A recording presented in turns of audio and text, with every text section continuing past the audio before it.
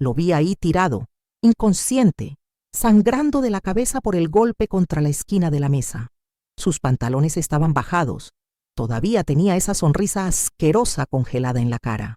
Tomé el cuchillo de la cocina, el más filoso que teníamos, y sin dudarlo ni un segundo se lo corté, de un solo tajo, limpio, preciso. Y mientras veía cómo la sangre empapaba el suelo, por primera vez en mi vida me sentí libre. Soy Clemencia, tengo 73 años, y ayer murió la mujer que me parió. Cuando me dieron la noticia no sentí nada, ni tristeza, ni alivio, nada, porque hace 50 años entendí que esa mujer nunca fue mi madre. Una madre protege a sus hijos. Una madre no permite que su esposo viole a su hija durante años. Una madre no mira para otro lado mientras su niña se destroza por dentro. Durante décadas guardé este secreto como si fuera veneno en mis venas.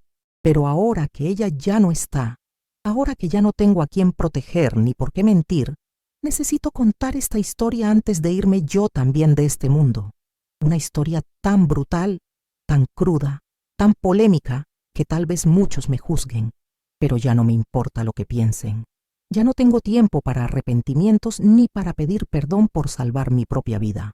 Esta es la confesión de una mujer que tuvo que convertirse en su propio verdugo para sobrevivir. La historia de una niña que fue violada por su padre desde los 8 años y que a los 22 tuvo que tomar la decisión más brutal de su vida para que eso parara para siempre.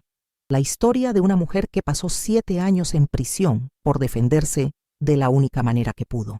Y la historia de una hija que nunca pudo perdonar a su madre por permitir que todo eso pasara. Lo que vas a escuchar no es fácil. Es mi vida convertida en pesadilla, mi infancia robada, mi juventud destruida, pero es la verdad. Y antes de morir, alguien tiene que conocerla. Mi nombre completo es Clemencia Aurelia Montemayor. Nací en 1951 en un pueblito perdido entre las montañas, donde las mujeres éramos propiedad de los hombres y donde el silencio era la única forma de sobrevivir. Mi padre, Evaristo Montemayor, era minero, un hombre corpulento, de manos enormes y mirada que daba miedo. Siempre olía a tabaco, sudor y alcohol.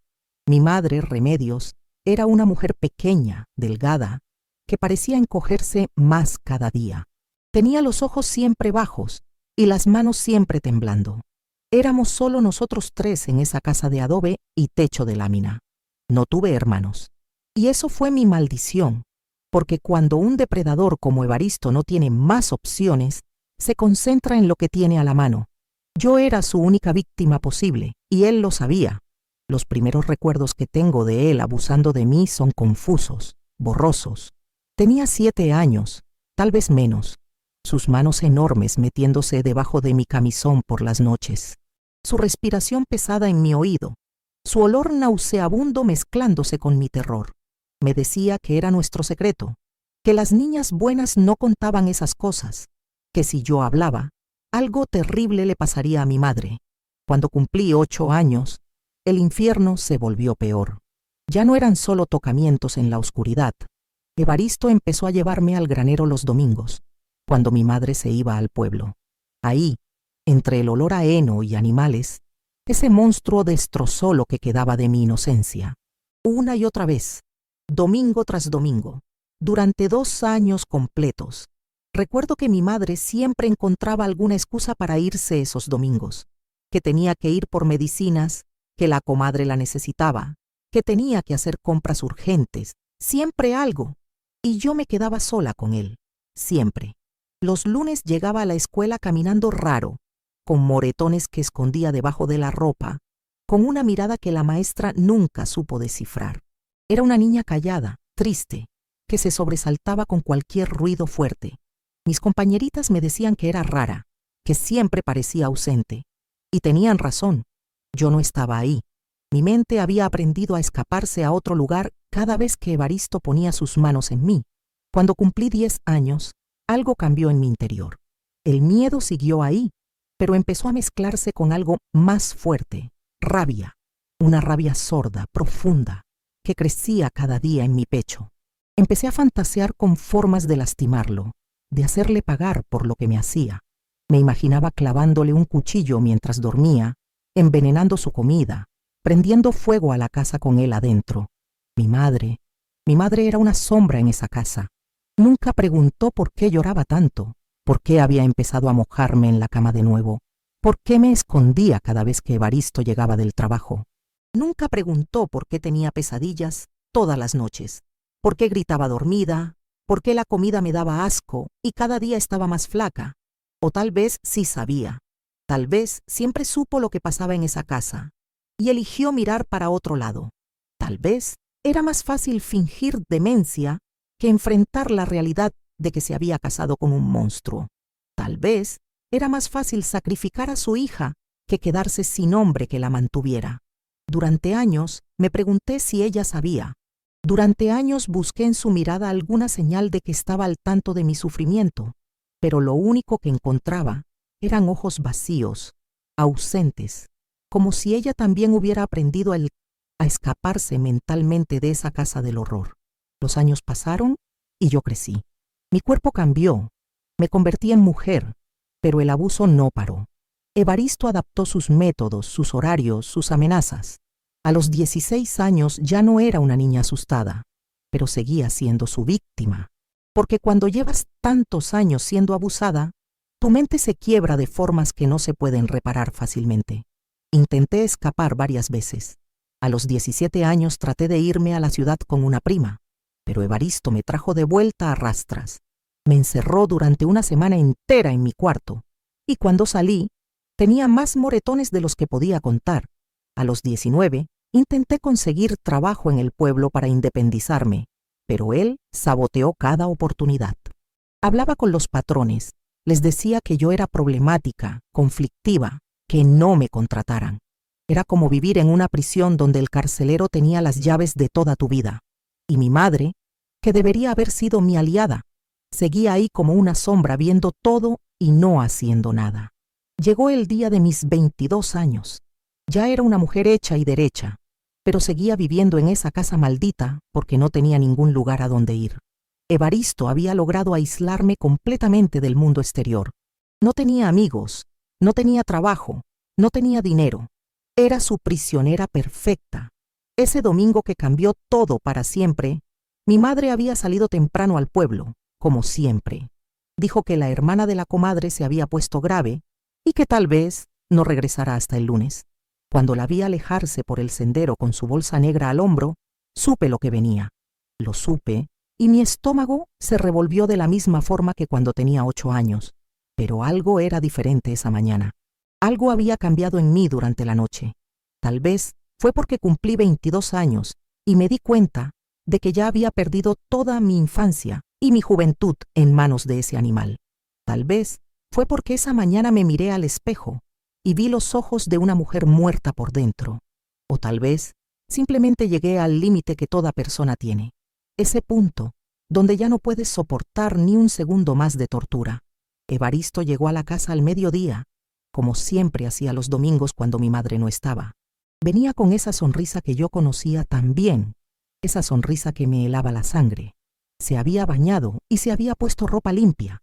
Traía una botella de mezcal en la mano y esa mirada que me perseguía en las pesadillas. Pero por primera vez en mi vida, cuando lo vi entrar no sentí miedo, sentí rabia. Una rabia tan grande, tan intensa, que por un momento creí que me iba a explotar el pecho.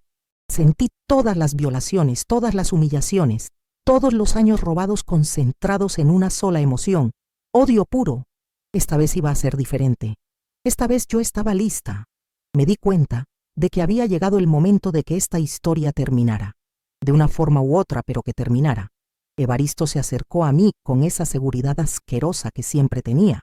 Me agarró del brazo y me dijo que fuéramos al granero, como siempre.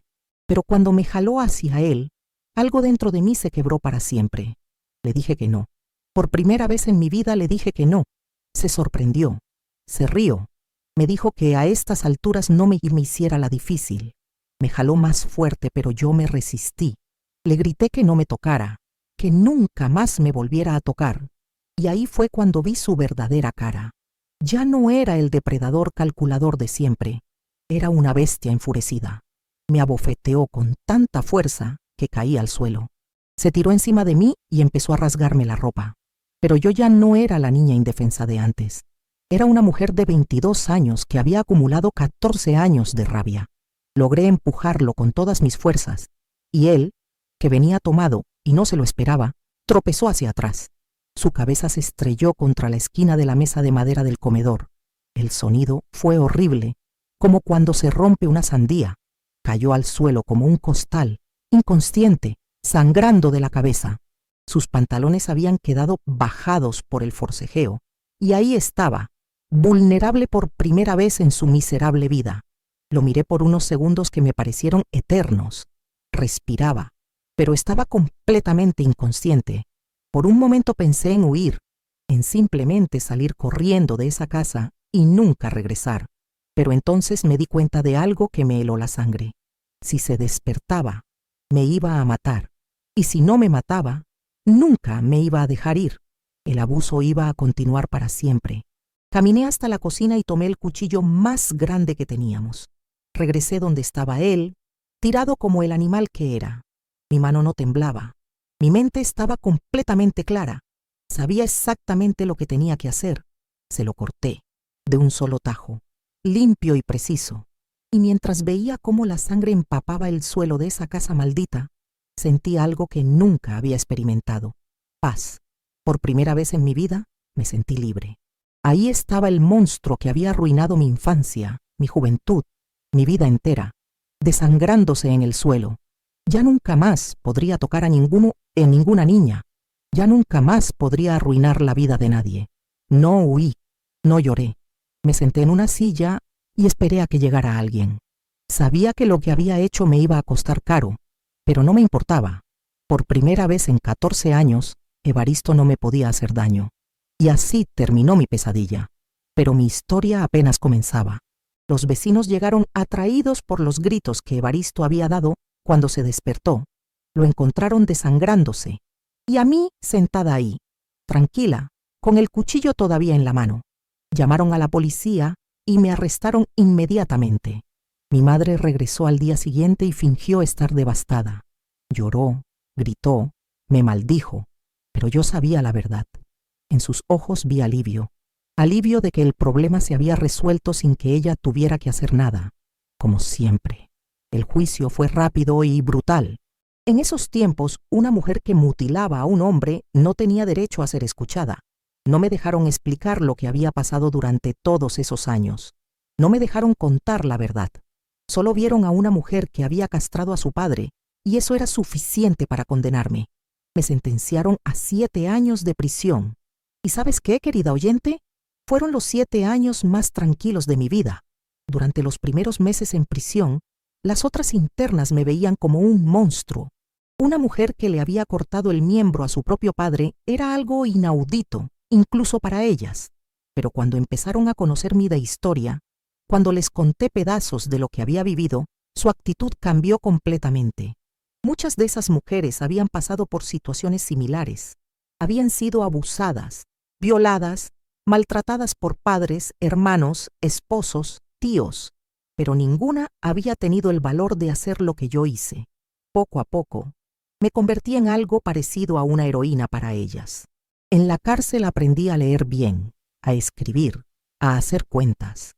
Una monja que venía a darnos clases me enseñó oficios que me iban a servir para cuando saliera.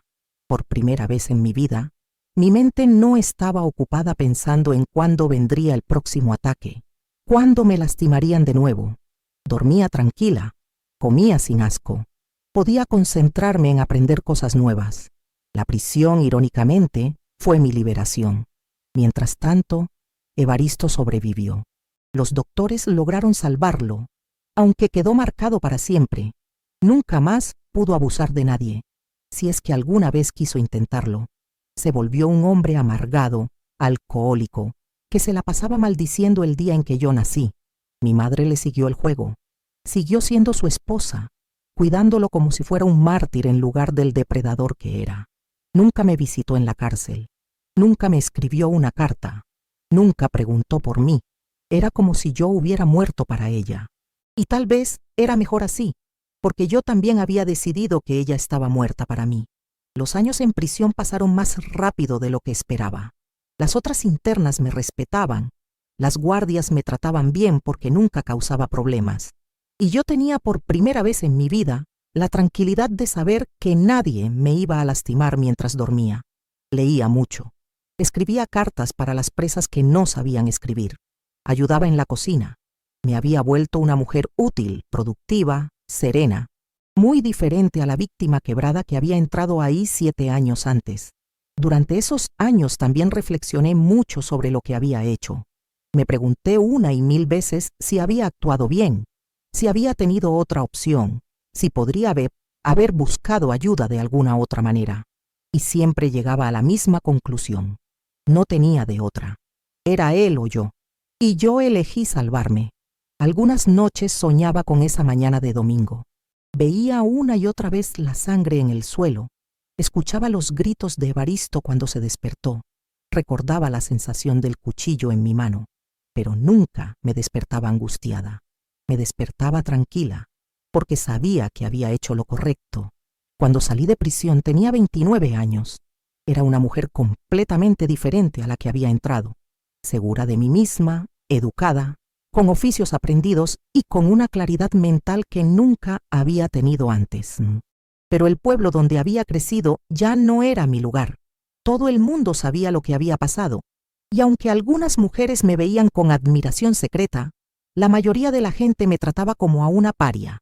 Era la mujer que había castrado a su padre. Eso era lo único que sabían de mí. Mi madre seguía viviendo en la misma casa con Evaristo, cuidándolo como si fuera un santo. Cuando me vio llegar, no me saludó, no me abrazó. Solo me miró con esos ojos vacíos de siempre y me dijo que ya no había lugar para mí en esa casa.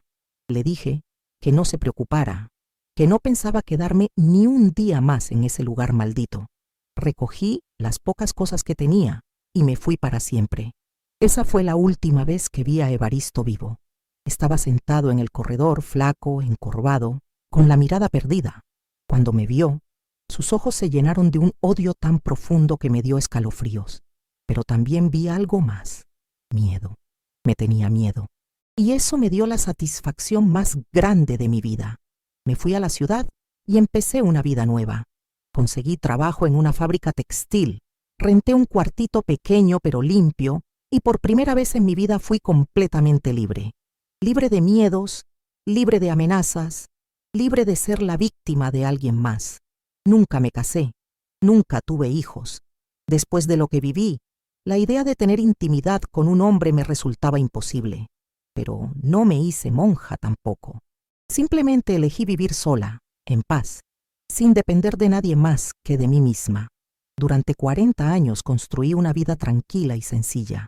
Trabajé en la misma fábrica hasta que me jubilé. Ayudé a otras mujeres que habían pasado por situaciones similares. Me volví una especie de consejera no oficial para las que necesitaban a alguien que las entendiera sin juzgarlas. Y durante todo ese tiempo, nunca hablé de mi pasado. Nunca conté la historia completa de lo que me había pasado. La gente sabía que había estado en prisión, pero yo nunca daba detalles. Era mi secreto, mi carga, mi verdad enterrada. De vez en cuando recibía noticias del pueblo.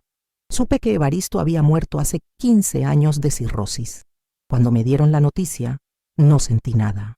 Ni alivio, ni tristeza, ni satisfacción. Ya era un capítulo cerrado de mi vida. Mi madre siguió viviendo sola en esa casa después de que él murió. Nunca intentó contactarme. Nunca me pidió perdón. Nunca reconoció lo que había permitido que pasara. Para ella, yo seguía siendo la hija ingrata que había arruinado su vida. Y ahora, ayer por la mañana, me llamó una sobrina para decirme que mi madre había muerto. Remedios Montemayor, de 95 años, había fallecido dormida en su cama.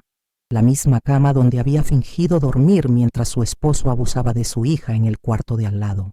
Cuando colgué el teléfono, me quedé sentada durante horas esperando sentir algo, cualquier cosa. Pero no llegó nada. Era como si me hubieran dicho que había muerto una desconocida. Y fue entonces cuando me di cuenta de que ya era hora de contar esta historia, porque ya no queda nadie a quien proteger, ya no queda nadie cuya reputación me importe. Ya no hay razones para seguir guardando este secreto. Tengo 73 años. No sé cuánto tiempo me queda en este mundo, pero sé que no quiero irme llevándome esta historia a la tumba. Alguien tiene que saberla. Alguien tiene que entender que a veces para sobrevivir tienes que convertirte en el monstruo que tus circunstancias exigen. Sé que muchas personas van a juzgar lo que hice. Van a decir que era muy extremo, que había otras opciones, que debí buscar ayuda. Pero esas personas no vivieron lo que yo viví. Esas personas no saben lo que es ser abusada durante 14 años por tu propio padre mientras tu madre finge demencia. Esas personas no saben lo que es vivir con tanto miedo que no puedes dormir, comer o respirar tranquila. No saben lo que es ser prisionera en tu propia casa, víctima de alguien que se supone que debería protegerte. Lo que hice esa mañana de domingo no fue venganza, fue supervivencia. Fue la única forma que encontré de salvar lo que quedaba de mi vida. ¿Y sabes qué, querida oyente? No me arrepiento, ni un poco. Si pudiera regresar el tiempo y estar de nuevo en esa situación, haría exactamente lo mismo. Porque gracias a eso, pude tener 40 años de paz. Gracias a eso, nunca más nadie pudo lastimarme. Gracias a eso, pude convertirme en la mujer fuerte e independiente que soy hoy. Tal vez esto te choque. Tal vez pienses que soy un monstruo. Tal vez creas que lo que hice no tiene justificación. Pero antes de juzgarme, pregúntate qué habrías hecho tú en mi lugar. Pregúntate hasta dónde habrías aguantado. Pregúntate si habrías tenido el valor de salvarte a ti misma cuando nadie más lo iba a hacer. Esta es mi historia. Cruda, brutal, polémica. Pero es la verdad. Y ahora que la conoces, puedes hacer con ella lo que quieras. Puedes juzgarme, puedes entenderme, puedes odiarme o puedes admirarme. A mí ya no me importa, porque yo ya tuve mi justicia. Hace 50 años, en esa mañana de domingo, con un cuchillo de cocina y una determinación que no sabía que tenía. Y esa justicia me dio la vida que merecía tener desde el principio. Si te ha gustado mi historia, si crees que vale la pena que otras personas la escuchen, te pido que le des me gusta a este video. Solo tienes que apretar el botón que tiene un corazón. Y si quieres escuchar más historias como esta, suscríbete a nuestro canal. Para eso, aprieta el botón negro que dice suscribirse. Sabemos que a veces estos botones son confusos, pero con tu apoyo, podemos seguir contando las historias que necesitan ser contadas. Déjame un comentario si alguna vez has vivido algo similar o si tienes alguna historia que crees que debería contar. Todos los días estamos aquí con nuevos relatos que te van a dejar sin aliento, historias de mujeres que han vivido lo inimaginable y han encontrado la forma de salir adelante. Perdóname si este video ha sido muy largo, pero era imposible contar esta historia sin todos los detalles. Necesitaba soltar todo esto ya. Necesitaba que alguien supiera la verdad completa antes de irme de este mundo. Perdóname, pero necesitaba este desahogo. Gracias por acompañarme hasta el final. Gracias por escuchar sin juzgar. Gracias por entender que a veces para sobrevivir tenemos que hacer cosas que parecen inhumanas, pero que en realidad son la única forma de seguir siendo humanas.